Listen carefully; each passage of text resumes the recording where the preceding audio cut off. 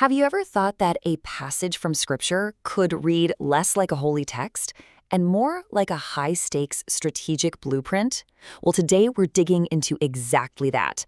We're deconstructing a divine plan for a massive military and cultural takeover, and you'll see the rules of engagement are incredibly specific.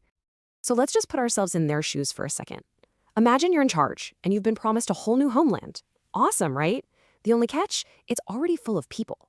That's the huge challenge the ancient Israelites were up against. So how do you even begin to tackle that? Well, according to this text, you get a very detailed step-by-step plan. So let's break it down. The first piece of the puzzle isn't a weapon or a military tactic. It's a guide, and a supernatural one at that. Right off the bat, this tells you the whole operation isn't supposed to be won by human strength alone. And check out the dual role here. This angel is part bodyguard, protecting them on a really dangerous journey, and part GPS, making sure they get to the exact spot that's been prepared for them. It's both protection and direction, all rolled into one. But this isn't just some friendly spirit floating along. The text makes a huge point about this angel's authority, saying, "My name is in him." What that means is this angel speaks and acts with the full backing and power of God. Its instructions, they aren't suggestions, they're commands. And going against this guide is a very, very big deal. Okay, so here are the mission targets. The plan is super explicit, naming the peoples who are already living in the land of Canaan. We're not talking about empty land here. These are established populated regions, and the Israelites are told that these are the groups they have to displace. So you've got your guide, you've got your targets, now come the terms of engagement. And this is really important.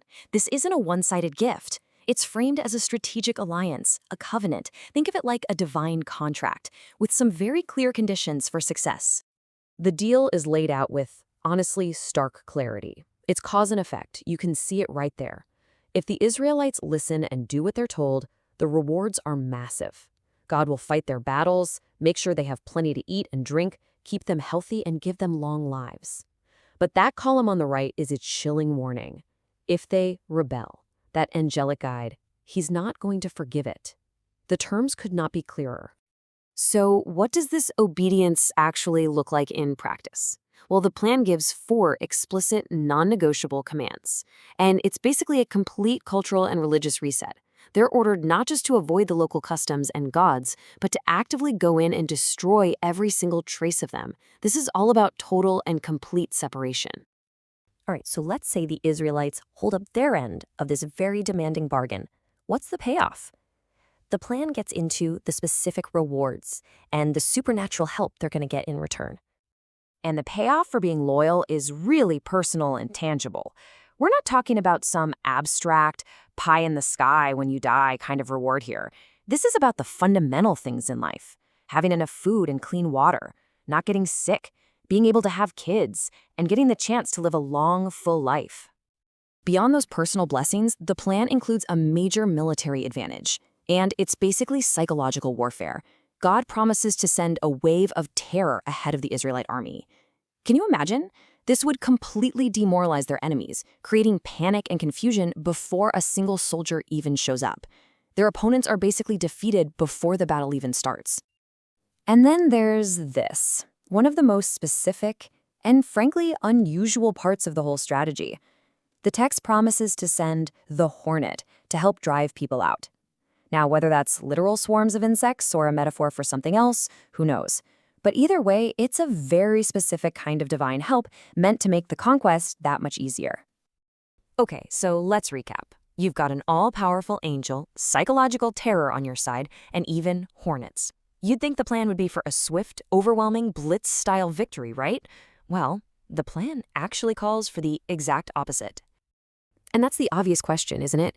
If you have all this power to win immediately, why would you drag it out? It seems totally counterintuitive. But there's a very pragmatic, almost surprisingly logical reason for it. The logic here is actually pretty brilliant. If you conquer everything too fast, you create a massive power vacuum. If all the people were driven out in 1 year, the land, all the farms, the towns, would just become desolate. And then what happens? Nature takes over. The wild animal population would explode, and they'd become a totally new kind of threat to the Israelites. So the solution is a slow, gradual conquest. The plan is to drive out the current inhabitants little by little at a pace that lets the Israelite population grow and expand into the territory they're taking. This isn't just about winning a war. It's a long-term strategy for a sustainable and successful settlement. It's about being ready to actually manage the land you acquire. And that brings us to the final piece of the plan. This is the big one, the most severe warning, highlighting the single greatest threat to the whole mission. This is the absolute, uncrossable red line. No treaties, no alliances, no peace deals with the people living in the land. This rule is total. It's unconditional. It is a command for complete and utter separation, period. And here's the reason why that hard line is drawn. It turns out the biggest risk isn't actually losing a battle. It's cultural and spiritual corruption. The text says that if the current inhabitants are allowed to stay, their presence will, inevitably, lead the Israelites to sin. And that would break their primary contract with God. To describe this threat, the text uses a really powerful word, a snare.